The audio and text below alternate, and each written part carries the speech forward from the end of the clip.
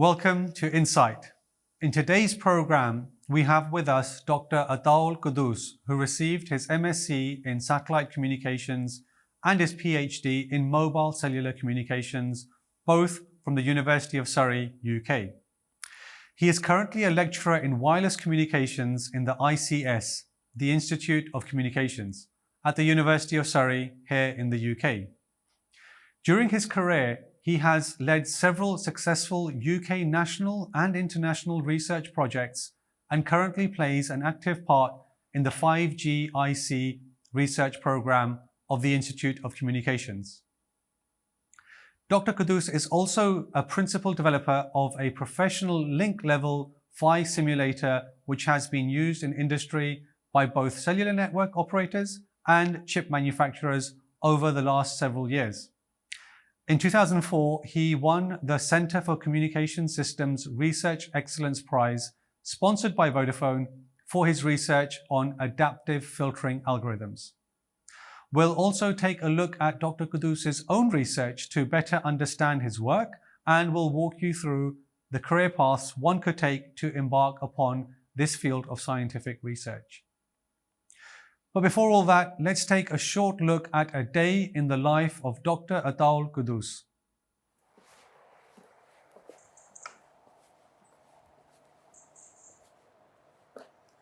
Welcome to University of Surrey. I'm a lecturer in wireless communications here in the Institute for Communication Systems, which is right in front of us. Today, I'll be sharing with you a day in my work life.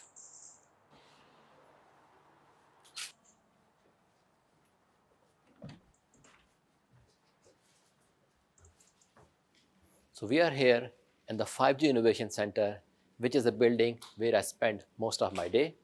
This was built in 2015, and at that time, it was UK's first dedicated research center on 5G.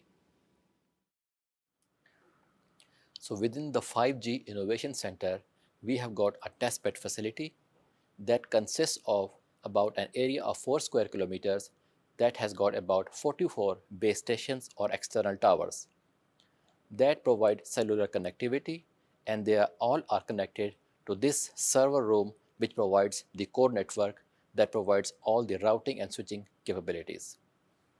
So this shows the top level view of the university and where the external base stations or towers are located.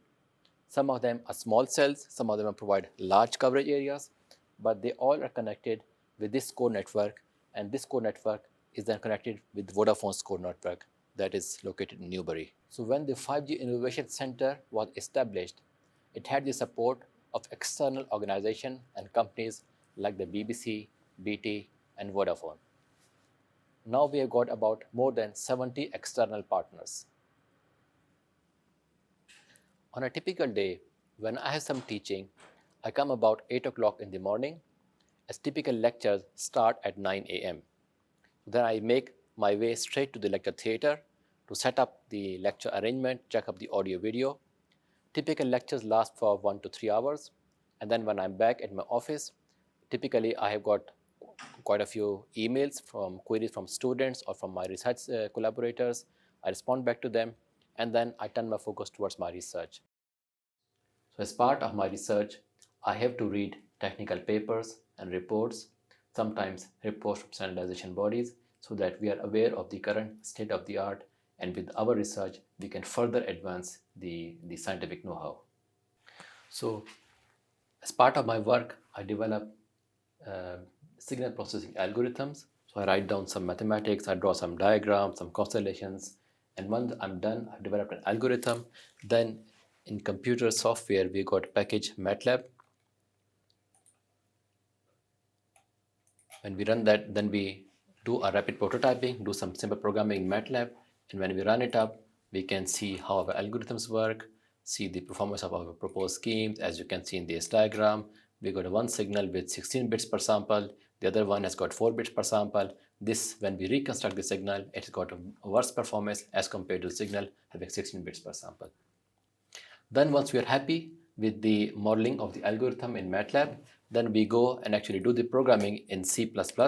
As you know that C++ provides faster execution time. So we actually model the program, do the programming in C++, and then once we are done, we can execute our algorithms, and then we can run long simulations. As you can see, this is one of the 5G simulators that I have developed over here. It has got typical parameters for a 5G cellular system.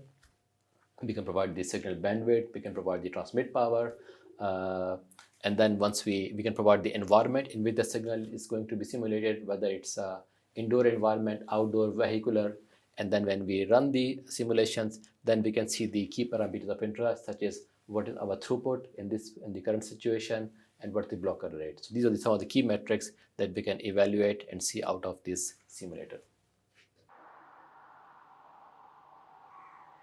For research agenda, depending upon the project, we have got project meetings, last from 1 to 2 hours. Then within the ICS, we got work areas. So that work areas are collaborative tools in which people working on more or less similar kind of area, they get together, one of them present, the other one listen, and they provide some feedback, comments, and that is how we get some more research innovative ideas as well.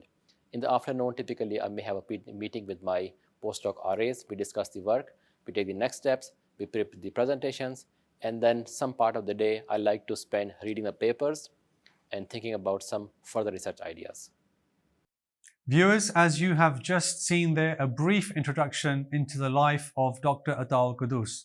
Let's now delve a little deeper into his career choices by speaking to the man himself, Dr. Quddus. Welcome to the show. First of all, let's start off with the basics. What is telecommunications and what impact does it have on the general public?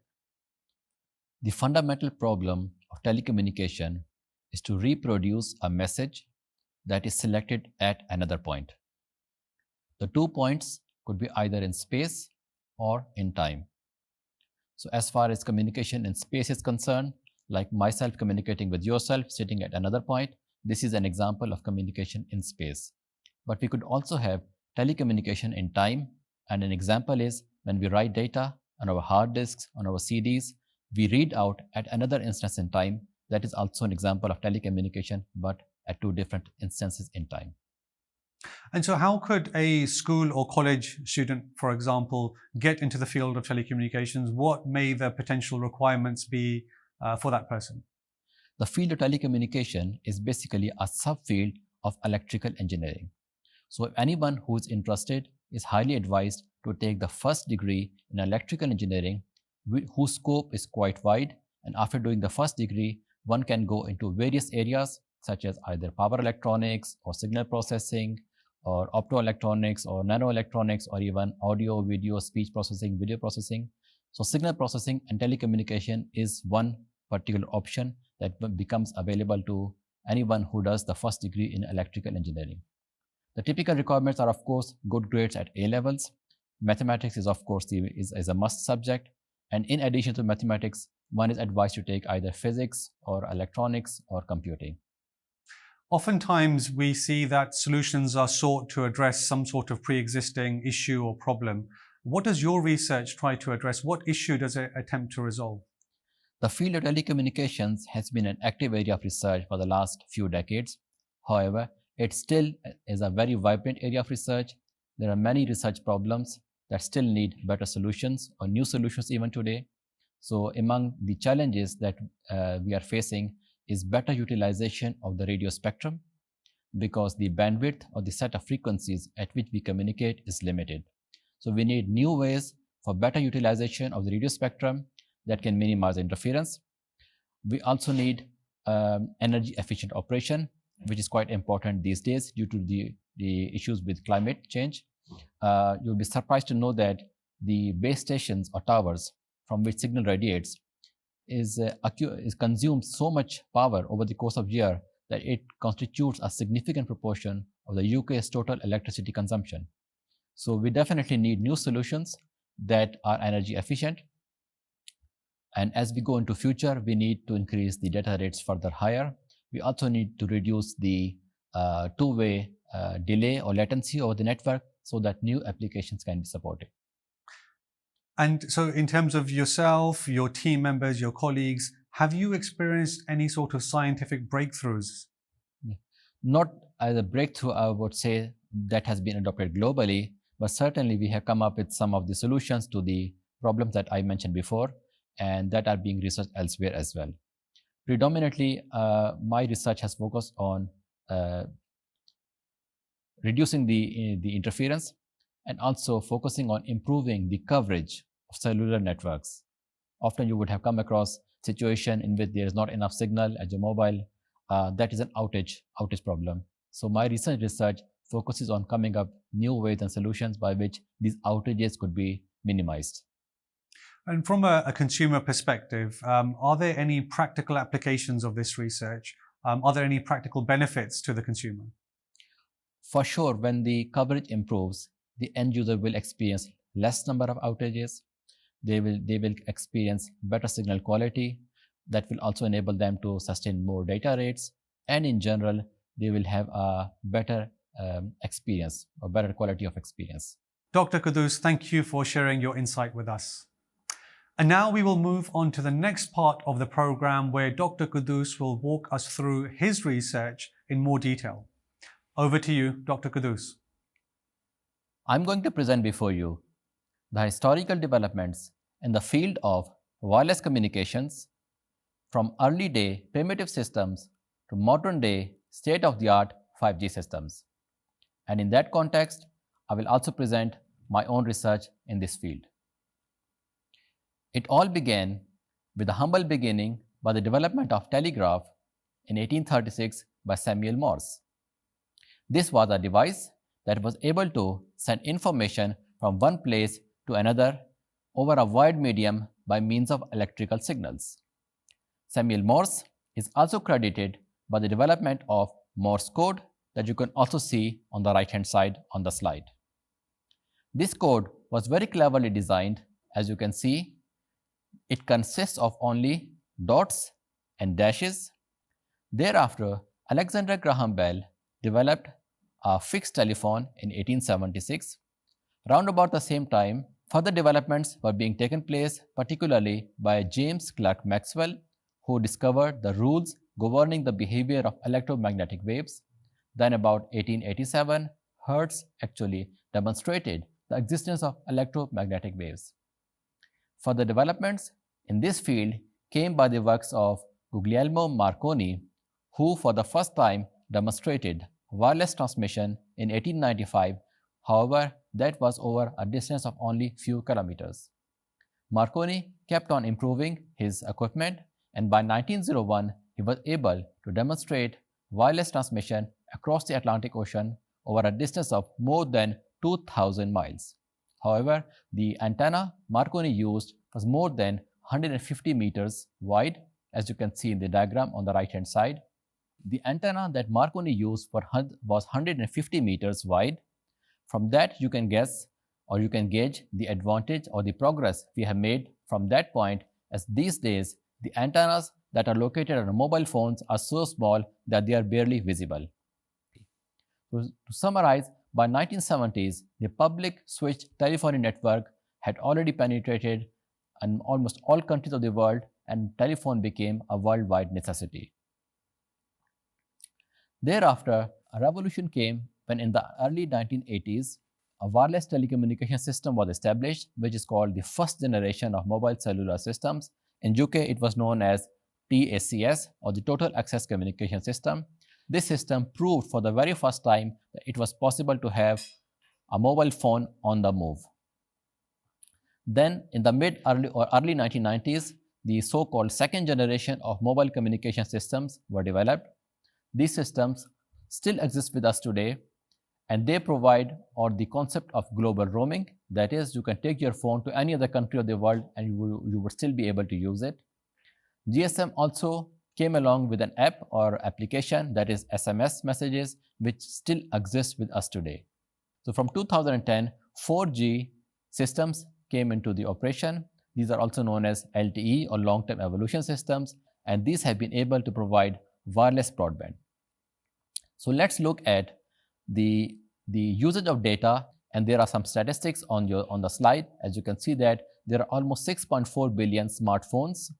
That is, almost every person in this world has a smartphone, and the mobile web traffic is the predominant traffic that is carried over the global web traffic. There are more than 250 million apps which are downloaded every day.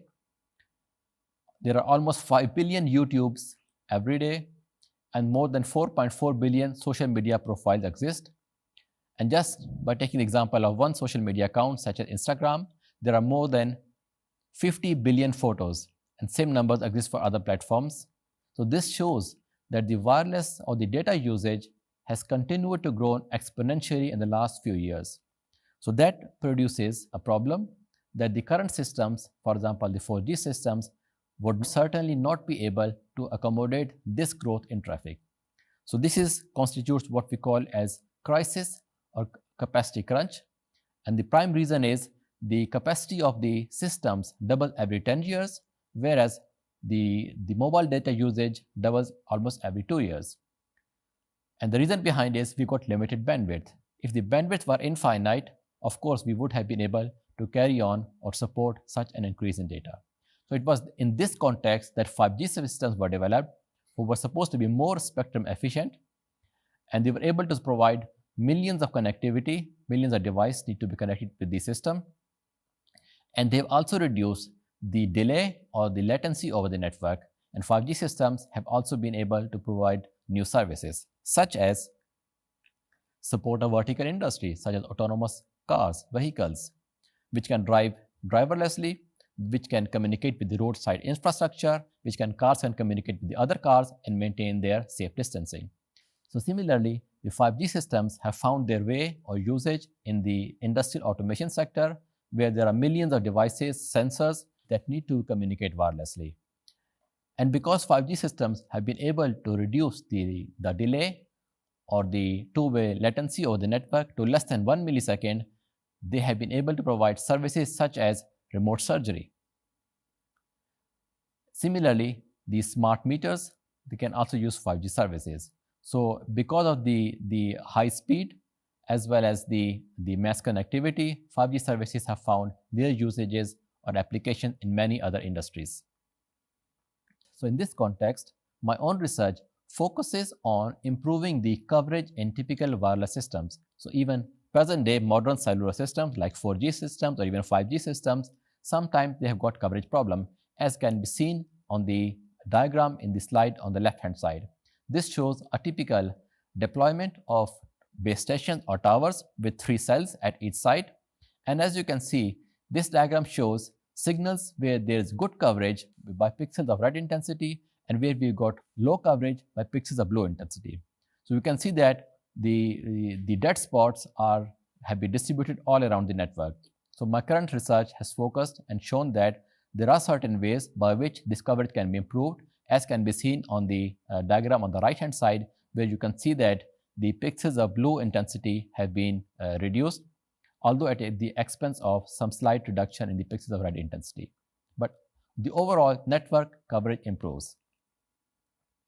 Furthermore, my research also focuses on the modeling of cellular systems, as the systems are quite complicated. When the signal leaves from the base station, it reaches the mobile phone through multiple ways, through multiple directions. It gets attenuated, reflected, diffracted, etc. All these need to be modeled mathematically. So my current research also focuses upon modeling the cellular system so that before they are deployed, we can have an idea about their performance. So I do research, I model the algorithms in the form of programming language like C, C++, and then when we are able to provide input parameters into these tools, we get the metrics, and then we are able to see whether the metrics that we are achieving, they are in line with what other companies are producing. So the diagram on the right hand side shows the result I produced in the red color, which is in line with the results obtained by other major players in industry. So once we have got a calibrated platform, then we can of course evaluate new algorithms and to see how much further improvement in performance can be obtained. So in this field, imagination is a limit. Thank you very much. So as a university lecturer yourself, what advice would you give a school or college student coming into the field, wishing to come into the field? What should they try to attain in terms of subjects, grades, and so on? So I've been, as being an academic, I've been involved in student recruitment as well. I think it's quite important to apart from producing a good application, your personal statement over there is quite important.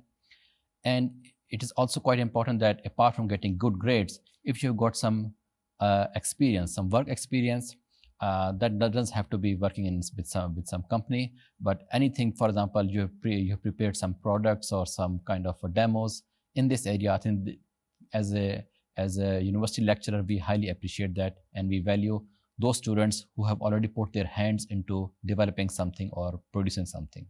And what sort of subjects or grades do you think would be required or expected? I think mathematics is a must, because all engineering is basically applied mathematics. But in addition, subjects like physics or electronics or computing, they will be highly desirable if you have studied them and obtained some good grades in them. Dr. Atta Quddus, thank you very much for sharing your insight with us and with our viewers, and for sharing those golden nuggets of professional advice. We appreciate it. Thank you very much. Viewers, as you saw there, scientific research covers a vast array of topic areas and subtopics, each with a plethora of applications to address real-life issues. This brings us to the end of our program today, and I hope now, like me, you are also a little more enlightened into the wonderful world of telecommunications. Do join me next time for another episode of Insight.